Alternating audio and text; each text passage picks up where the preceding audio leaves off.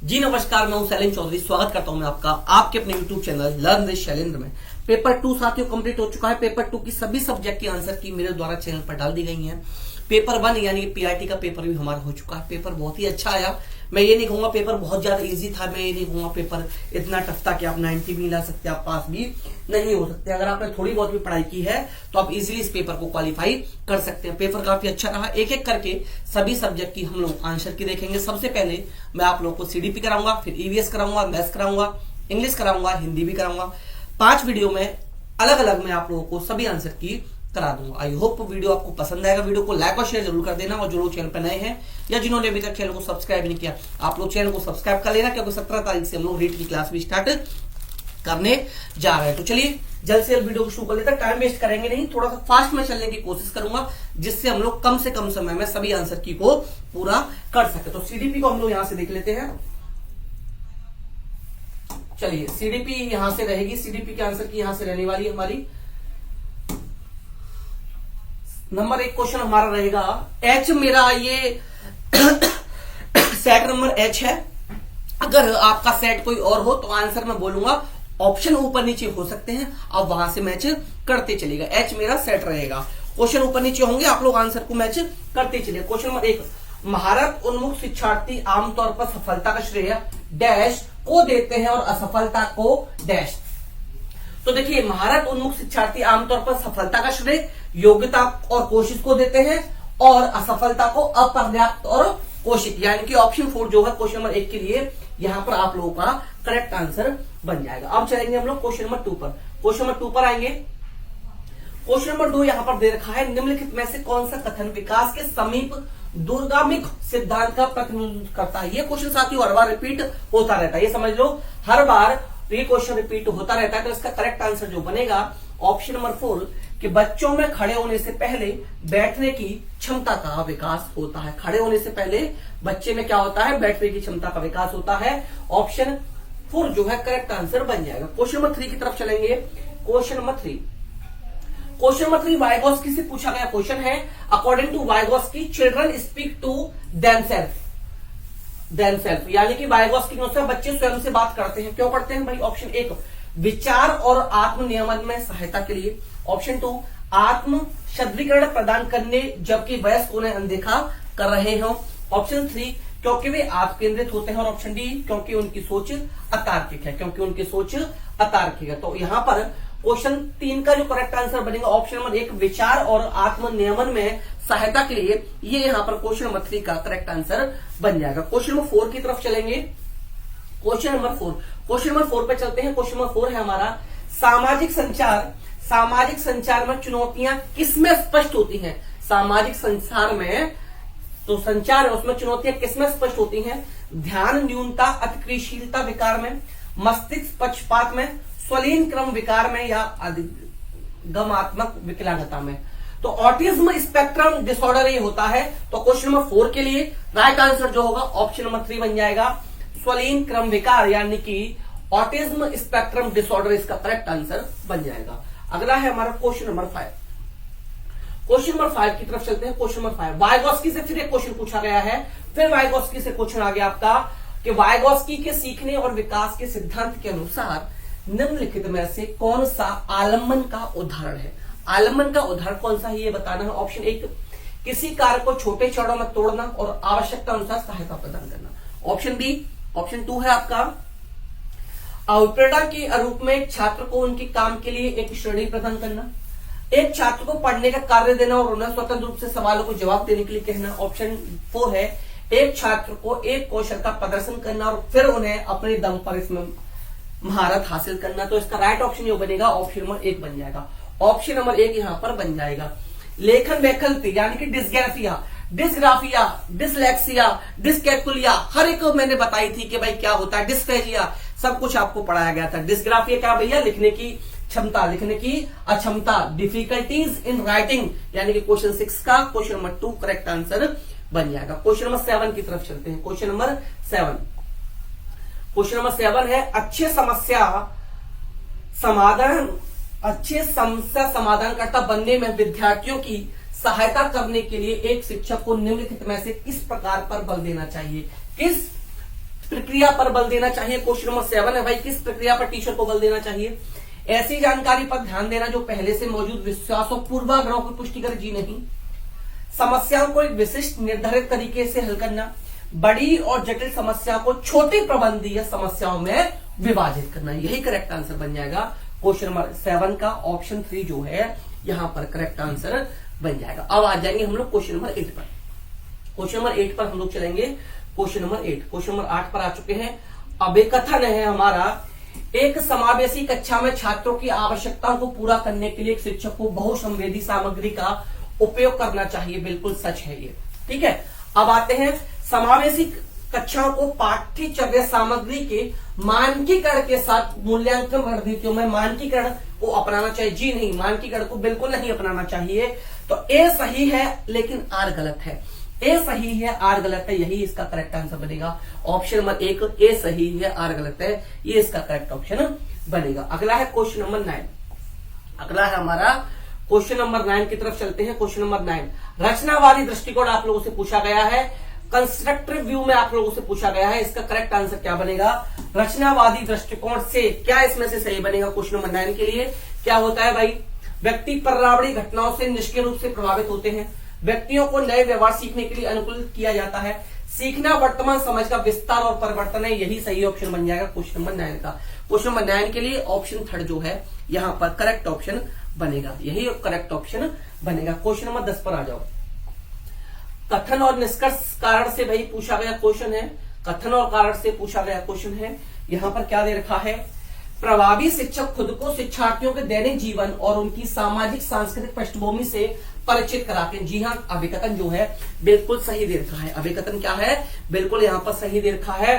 सीखना एक सामाजिक संदर्भ में होता है, ये भी बिल्कुल ठीक है। तो अभिकथन ठीक है, कारण भी ठीक है। तो ए और आर दोनों सही है और ए आर की सही व्याख्या करता है, यानी कि क्वेश्चन नंबर 10 के लिए ऑप्शन 3 जो है ये करेक्ट आंसर हमारा यहां पर बन जाएगा। अगले क्वेश्चन पर आते हैं, क्वेश्चन नंबर 11 में क्वेश्चन पर आते हैं भाई। अर्थपूर्ण अधिगम मुख्य रूप से किसके बारे में नहीं है? देखिए भाई, नहीं है पूछा है, यहां नहीं है आ जाए वहां सतर्क होने की जरूरत हो जाती है, क्योंकि वहां गलती होने के चांसेस बहुत ज्यादा होते हैं। जानकारी को रटना, अवधारणा को समझना, ज्ञान का निर्माण करना, कौशलों का विकास करना। रटना, याद करना, परिभाषा याद करना, सूत्र याद करना, कंठस्थ करना, सब बताए थे। नेगेटिव के नेगेटिव टैग वर्ड होते हैं और यहां नहीं है पूछा गया था, इसलिए भाई रटना आ गया, यही नहीं होगा, इसलिए करेक्ट आंसर यही बन जाएगा।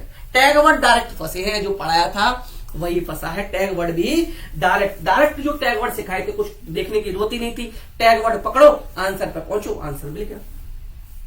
क्वेश्चन 12 पर आ जाओ। 12वें नंबर के क्वेश्चन पर हम लोग आ चुके हैं। क्वेश्चन नंबर 12, ठीक है। 12वें नंबर के क्वेश्चन पर थोड़ा सा आ जाओ, ठीक है। चलिए क्वेश्चन नंबर 12।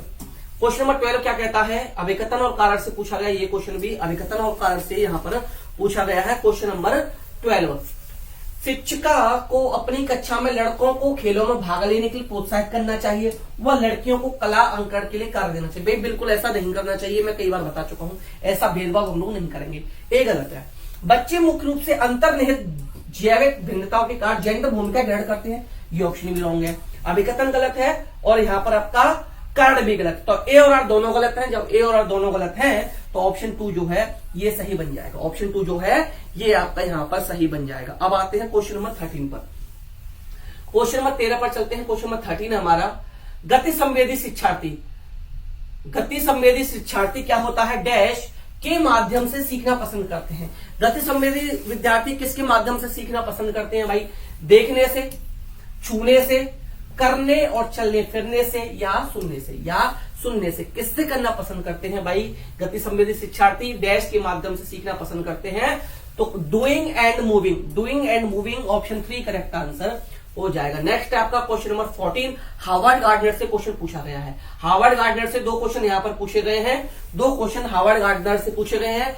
पेपर 2 में भी हार्वर्ड गार्डनर से पूछा गया था। क्वेश्चन नंबर 14 पर चलते हैं कि हार्वर्ड गार्डनर के अनुसार एक वैज्ञानिक डैश बुद्धि का उच्च प्रदर्शन करेगा, जबकि एक मूर्तिकार में डैश बुद्धि की बुद्धिमत्ता होगी। तो देखिए, हार्वर्ड गार्डन वैज्ञानिक में कौन सी बुद्धि पाई जाती है? आप जानते हैं प्रकृतिवाद बुद्धि पाई जाती है, प्रकृतिवादी पाई जाती है। और जो मूर्तिकार होते हैं उनमें स्थानिक बुद्धि पाई जाती है, क्योंकि उसे पता है कि आंख कहां लगानी है, होठ कहाँ बनाने हैं, नाक कहाँ लगानी है, ठीक है ना, हाथ कहाँ बनेंगे, तो उसमें स्थानिक बुद्धि पाई जाएगी और वैज्ञानिक में प्रकृतिवादी बुद्धि पाई जाएगी। यानी कि क्वेश्चन नंबर 14 का ऑप्शन नंबर 1 जो है यहां से हमारा करेक्ट आंसर ऑप्शन नंबर 1 बनेगा। अब आते हैं क्वेश्चन नंबर 15 पर। समावेशन को बढ़ावा देने के लिए क्या आवश्यक है? क्वेश्चन नंबर 15, समावेशन को बढ़ावा देने के लिए क्या आवश्यक है भाई? लचीला पाठ्यक्रम जी नहीं भाई, लचीला पाठ्यक्रम जी नहीं। हाँ, लचीला पाठ्यक्रम बिल्कुल सही बनेगा भाई, ठीक है। सहयोगात्मक अधिगम बिल्कुल बनेगा। पृथक्करण और नामीकरण ये नहीं बनेगा, ये गलत हो जाएगा। गम्य मार्ता ये भी सही होगा। तो यहां पर 1 2 4 यानी कि ऑप्शन 4 सही है, यानी कि ऑप्शन 4 हमारा यहां पर सही हो जाएगा। क्वेश्चन नंबर 15 के लिए ऑप्शन 4 सही हो जाएगा। अगले क्वेश्चन पर आते हैं, क्वेश्चन नंबर 16। 16वें नंबर के क्वेश्चन पर हम लोग वाचे हैं। क्वेश्चन नंबर 16, क्वेश्चन नंबर 16 है, बच्चे जब डैश अनुभव करते हैं तो बेहतर रूप से सीखते हैं। क्या? गतिविधि के दौरान निम्न स्तर की सतर्कता, सीखने के लिए मध्यम स्तर का उत्साह, प्रदर्शन के लिए उच्च स्तर पर चिंता, या अधिगम व्यवस्था। तो यहां पर जो करेक्ट आंसर होना चाहिए ऑप्शन नंबर 2 जो है, moderate level of excitement to learn, सीखने के लिए मध्यम स्तर का उत्साह। तो यहां पर एक्साइटमेंट देखा, moderate level of excitement to learn, तो यानी कि ऑप्शन 2 जो है क्वेश्चन नंबर 16 के लिए यहां पर करेक्ट आंसर बन जाएगा। अगला क्वेश्चन है नंबर 17। क्वेश्चन नंबर 17 पर आते हैं। क्वेश्चन नंबर 17 है, क्वेश्चन नंबर 17 पर आ जाओ भाई। क्वेश्चन नंबर 17, 5 से 6 वर्ष से कम उम्र के बच्चों को ठीक से और रेखाओं के भीतर लिखने के लिए दबाव नहीं डाला जाना चाहिए। ठीक है भाई, बिल्कुल नहीं डाला जाना चाहिए। क्वेश्चन नंबर 17 पर आ जाते हैं, ठीक है। बच्चे 5-6 साल के बाद गति कौशल को बेहतर नियंत्रण प्राप्त करते हैं। तो भाई ये भी बिल्कुल ठीक है। ए भी सही है, आर भी सही है। ए सही, आर गलत, दोनों गलत। ए और आर दोनों सही है और ए आर की सही व्याख्या करता है। यानी कि 17वें का थर्ड ऑप्शन जो है क्वेश्चन 17 के लिए ऑप्शन 3 जो है हमारा करेक्ट आंसर बन जाएगा। अब आते हैं क्वेश्चन नंबर 18 पर। क्वेश्चन नंबर 18 पर आ जाते हैं। क्वेश्चन नंबर 18 पर आते हैं। बच्चे अक्सर अपने आसपास की घटनाओं की अपनी व्याख्या लेकर आते हैं। बारिश क्यों होती है, यह पूछे जाने पर सिया कहती है, भगवान अपने कंधों पर पानी की बाल्टियां ढूंढोकर थक चुके थे। ऐसी व्याख्या क्या करती हैं भाई? ऑप्शन ए, चित्रित करती है कि बच्चों को एक आत्मकेंद्रित दृष्टिकोण है और वे दूसरे के दृष्टिकोण पर विचार नहीं कर सकते। ऑप्शन बी है, स्पष्ट करती है कि बच्चे तर्क करने में सक्षम नहीं है। भाई ऐसा तो बच्चे से हम बोल ही नहीं सकते, ऐसा बच्चे को हम नहीं बोल सकते। ऑप्शन 3, साबित करती है कि बच्चों को सोच वयस्क की तुलना मात्रात्मक रूप से बहुत कम है। ऑप्शन डी, संकेत करती है कि बच्चों में अपने सांस्कृतिक परिवेश के अनुकूल सहज समझ होती है जिससे वे घटनाओं को समझने की कोशिश करते हैं। तो भाई यही बेस्ट ऑप्शन है यहाँ पर क्वेश्चन 18 में का। ऑप्शन नंबर 4 जो है यहाँ पर करेक्ट आंसर बनेगा क्वेश्चन नंबर 18 के लिए, ऑप्शन नंबर 4। अब आते हैं क्वेश्चन नंबर 19 पर। क्वेश्चन नंबर 19 पर आते हैं। पियाजे ने संज्ञानात्मक विकास का किस प्रकार वर्णन किया है? एक सतत निरंतरता के रूप में, 4 अतिव्यापी संस्कृति विशिष्ट चरणों में, 4 गुणात्मक रूप से भिन्न चरणों में और 3 प्रगतिशील स्तर में। तो 4 क्वालिटेटिव डिफरेंट स्टेजेस इन्होंने बताई है, 4 क्वालिटेटिव डिफरेंट स्टेजेस इन्होंने दी है। तो 4 गुणात्मक रूप से भिन्न चरण में, यानी कि ऑप्शन 3 जो है क्वेश्चन नंबर 19 के लिए हमारा यहां पर करेक्ट आंसर बन जाएगा। अब आ जाएंगे हम लोग क्वेश्चन नंबर 20 पर। किस पर आएंगे हम लोग? क्वेश्चन नंबर 20 पर आएंगे भाई। क्वेश्चन नंबर 20 पर हम लोग अब यहां पर आ जाएंगे। क्वेश्चन नंबर 20, क्वेश्चन नंबर 20 की तरफ चलते हैं। क्वेश्चन नंबर 20 हमारा है, विद्यालय में खेलने के समय ऋषभ एक 7 वर्षीय लड़के ने खेलने के लिए गुड़िया उठाई। उसके कुछ साथियों ने उसकी इस पसंद के खिलौनों को लिए उसका मजाक उड़ाया। एक शिक्षक जो अपने विद्यार्थियों में लैंगिक भूमिका के संदर्भ में लचीलापन विकसित करना चाहता है को इस स्थिति में निम्नलिखित में से कौन सी प्रतिक्रिया देनी चाहिए? कौन सी प्रतिक्रिया टीचर को यहां पर देनी चाहिए? ऑप्शन ए, ऋषभ से बात करनी चाहिए कि गुड़िया लड़कियों के लिए उपयुक्त है और लड़कों को गुड़िया के साथ नहीं खेलना चाहिए। भाई ये तो हम टीचर बिल्कुल भी नहीं कर सकता, ठीक है, टीचर ये बिल्कुल नहीं करेगा। अब आते हैं ऑप्शन 2 पर। ऋषभ से कहना चाहिए कि वह किसी और खिलौने के साथ खेले क्योंकि उसके दोस्तों को यह मंजूर नहीं है कि वो गुड़िया के साथ खेले। ऑप्शन 3, ऋषभ को गुड़ियाओं के साथ खेलने देना चाहिए, ऋषभ को गुड़ियाओं के साथ खेलने देना चाहिए और दूसरे बच्चों से कहना चाहिए कि वे भी अपनी पसंद का कोई खिलौना चुन सकते हैं। तो क्वेश्चन नंबर क्वेश्चन नंबर यहां पर 20 के लिए ऑप्शन थर्ड जो है ये करेक्ट आंसर बन जाएगा। क्वेश्चन नंबर 20 के लिए ऑप्शन थर्ड जो है ये आपका यहां पर करेक्ट आंसर बन जाएगा। अब आते हैं क्वेश्चन नंबर 21 पर। क्वेश्चन नंबर 21 पर आते हैं भाई। विकास के संदर्भ में एक समय सीमा जिसमें एक व्यक्ति विशिष्ट उत्प्रेरणाओं के प्रति परिवर्धित संवेदनशीलता रखता है, जिससे कि वह कुशल तरीके से कार्य करने के लिए विशेष कौशल विकसित कर सके, वह विकास की डैश कहलाई जाती है। वह विकास की क्या कहलाई जाती है, आपको यह बताना है कि वह विकास की क्या कहलाई जाती है। प्रोत्साहन अवधि, उत्प्रेरक अवधि, चुनौतीपूर्ण अवधि, कुटलेखन एनकोडिंग अवधि। तो ये जो कहलाई जाती है, कहलाई जाती है ऑप्शन नंबर 2 उत्प्रेरक अवधि, इसका करेक्ट आंसर बनेगा यहां पर क्वेश्चन नंबर 21 के लिए। अब आते हैं हम लोग क्वेश्चन नंबर 22 पर। क्वेश्चन नंबर 22 पर आते हैं। शिक्षकों को ध्यान न्यूनता अतिक्रियाशीलता विकार से जूझ रहे छात्रों की आवश्यकता का ध्यान रखते समय डैश से बचना चाहिए, से डैश बचना चाहिए। क्वेश्चन नंबर 22 की तरफ चलते हैं। किससे बचना चाहिए? विकर्षण और शोर करने से, पाठ्यक्रम सामग्री और निर्देशों में लचीलेपन से, कार्य को छोटे आसानी से प्रबंधनीय भागों में तोड़ने से, बहुसंवेदी सामग्री का उपयोग करने से। तो देखिए ये तीनों के तीनों पॉजिटिव है, ये नेगेटिव है, तो इससे ही बचना चाहिए। तो विकर्षण और शोर करने से, ये इसका करेक्ट आंसर बन जाएगा ऑप्शन नंबर 1। अगला क्वेश्चन है हमारा क्वेश्चन नंबर 23। क्वेश्चन नंबर 23 पर हम लोग आ चुके हैं। क्वेश्चन नंबर 23 पर आ चुके हैं। क्वेश्चन नंबर 23 पर हम लोग आ चुके हैं। क्वेश्चन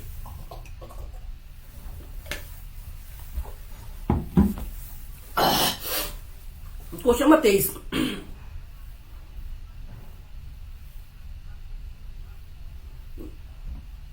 चलिए भाई, लॉरेंस कॉलबर्ग ने तर्क दिया है। कॉलबर्ग ने क्या तर्क दिया है भाई? कॉलबर्ग ने क्या तर्क दिया है? बच्चों में नैतिक विकास निरंतर रूप से होता है। बच्चों में नैतिक तर्क में सांस्कृतिक अंतर होते हैं। नैतिक विकास क्रमिक चरणों में होता है। बच्चों में नैतिक तर्क लिंग भेद होते हैं। बच्चों में नैतिक तर्क लिंग भेद होते हैं। क्वेश्चन नंबर 23 के लिए कौन सा ऑप्शन आपके अकॉर्डिंग बेस्ट है? मैं जाना चाहूंगा ऑप्शन नंबर 3 के साथ कि नैतिक विकास क्रमिक चरणों में होता है। क्वेश्चन नंबर 23 के लिए ऑप्शन नंबर 3 यहां पर करेक्ट आंसर आप लोगों का बन जाएगा। अब आएंगे हम क्वेश्चन नंबर 24 पर। अब आएंगे क्वेश्चन नंबर 24 पर। यह भी लॉरेंस कॉलबर्ग से क्वेश्चन है कि कॉलबर्ग के नैतिक विकास के किस चरण में व्यक्ति का नैतिक व्यवहार मुख्य रूप से इस मानसिकता पर निर्भर करता है कि लोग मेरे बारे में क्या सोचते हैं। अच्छा लड़का अच्छी लड़की, अच्छा लड़का अच्छी लड़की जिन्होंने पढ़ा है वो समझ चुके हैं, जिन्होंने पढ़ा है वो लोग समझ चुके हैं। पारंपरिक यानी कि ऑप्शन नंबर 4 जो है ये करेक्ट आंसर इस क्वेश्चन नंबर के लिए बन जाएगा। क्वेश्चन नंबर 24 के लिए करेक्ट आंसर बन जाएगा। अब आते हैं नेक्स्ट क्वेश्चन पर, क्वेश्चन नंबर 25। क्वेश्चन नंबर 25 पर आते हैं। क्वेश्चन नंबर 25 क्वेश्चन नंबर 25 पर आते हैं। जीन पियाजे के अनुसार एक बच्चा जो सरल गणितीय उत्क्रमण जैसे 5 + 4 = 9, 9 - 5 = 4 के पीछे तर्क को समझ असमर्थ है, इसका कारण है। इसका कारण क्या है? क्वेश्चन नंबर 25 में पूछा है कि भाई इसका कारण क्या है? इसका जीववाद सोच, अपरिवर्तनीयता या आत्म केंद्रिता या अवधारणात्मक केंद्रीकरण। तो इरिवर्सिबिलिटी वो क्या कर सकता है? अपरिवर्तनीयता उसके अंदर नहीं है, तो यानी कि ऑप्शन 2 जो है ये इसका करेक्ट आंसर बनेगा। अपरिवर्तनीयता इसका करेक्ट आंसर यहां पर आप लोगों का बन जाएगा। क्वेश्चन 26 पर आते हैं। Question number 26। क्वेश्चन 26 पर आते हैं। अभिकथन और कारण से क्वेश्चन पूछा गया है। शिक्षकों से छात्रों से दूरी बनाकर रखनी चाहिए और अधिगम की प्राथमिकता जिम्मेदारी होने पर डालनी चाहिए। भाई मेरे अकॉर्डिंग ये तो गलत है। शिक्षक दूरी बना के क्यों रखेगा? शिक्षक को दूरी बनाकर बिल्कुल भी नहीं रखनी चाहिए। क्वेश्चन नंबर हम लोग कर रहे हैं 26, ठीक है ना? शिक्षक दूरी बनाकर नहीं रखेंगे। क्वेश्चन नंबर 26, ठीक है। ऑप्शन ए गलत है। अधिगम एक लोकतांत्रिक वातावरण के बजाय एकाधिकार होता है, ये भी रॉन्ग है। ए और आर दोनों रॉन्ग है, ए और आर दोनों गलत है। तो 26 का ऑप्शन नंबर 2 करेक्ट आंसर बनेगा। क्वेश्चन नंबर 27 क्वेश्चन नंबर 27 है। यहां पर अभिकथन और कारण से ये क्वेश्चन भी दे रखा है। क्वेश्चन नंबर 27 भी अभिकथन और कारण से यहां पर दे रखा है। क्वेश्चन नंबर 27 शिक्षकों द्वारा प्रदान किया गया आलम्बन बच्चों को सीखने की प्रक्रिया बाधा नहीं डालता। भाई बाधा क्यों डालेगा? ऑप्शन ए गलत है। लेव वाइगोस्की ने प्रस्तावित किया कि बच्चे स्वतंत्र रूप से पर्यावरण पर कार्य करके उसमें हेरफेर करके सीखते हैं, ये भी रॉन्ग है। ए और आर दोनों गलत है, इसलिए 27 का ऑप्शन 2 सही है। क्वेश्चन नंबर 27 का ऑप्शन 2 यहां पर सही हो जाएगा। अब आते हैं क्वेश्चन नंबर 28 पर। क्वेश्चन 28 पर आते हैं। निम्न में से कौन सा बाहरी अविप्रेरणा का वर्णन सही वर्णन करता है? बाहरी अविप्रेरणा का सही वर्णन यहां पर कौन सा कर रहा है, ये आपको बताना है। अविप्रेरणा जो वातावरणीय परिणामों से आती है, यही एक ऑप्शन जो है सही आपका हो जाएगा। क्वेश्चन नंबर 29 पर आते हैं। क्वेश्चन 29 कि प्याजे के संज्ञानात्मक विकास के सिद्धांत के संवेदी चालक अवस्था में दो महत्वपूर्ण संज्ञानात्मक विकास मील के पत्थर हैं। तो इसका जो राइट आंसर बनेगा प्याजे के अकॉर्डिंग तो वस्तु स्थायित्व और स्थगित अनुसरण, यानी कि क्वेश्चन 29 का ऑप्शन थर्ड यहां पर सही आंसर बन जाएगा। अब आते हैं क्वेश्चन नंबर 30 पर। क्वेश्चन नंबर 30 पर आते हैं कि बच्चे क्या करते हैं, उस सामाजिक सांस्कृतिक संदर्भ में बहुत प्रभावित होते हैं जिसमें वे बड़े होते हैं। तो ये इस तरीके से हम लोग यहाँ पर ईवीएस की सीडीपी की कंप्लीट आंसर की देख चुके हैं। जाने मत कहीं भी, इससे तुरंत अगली वीडियो में मैं आप लोगों को मैथ्स की तुरंत कराने जा रहा हूं। तुरंत इसके बाद आप लोगों को मैथ्स की मिलेगी, फिर ईवीएस, इसके बाद इंग्लिश और वो हिंदी, सब कुछ मिलेगी, सभी आंसर की मिलेंगे। चैनल को सब्सक्राइब कर लेना, वीडियो को लाइक एंड शेयर कर दें, ज्यादा से ज्यादा लोगों तक शेयर करना। तुरंत आ जाओ मैथ के लिए।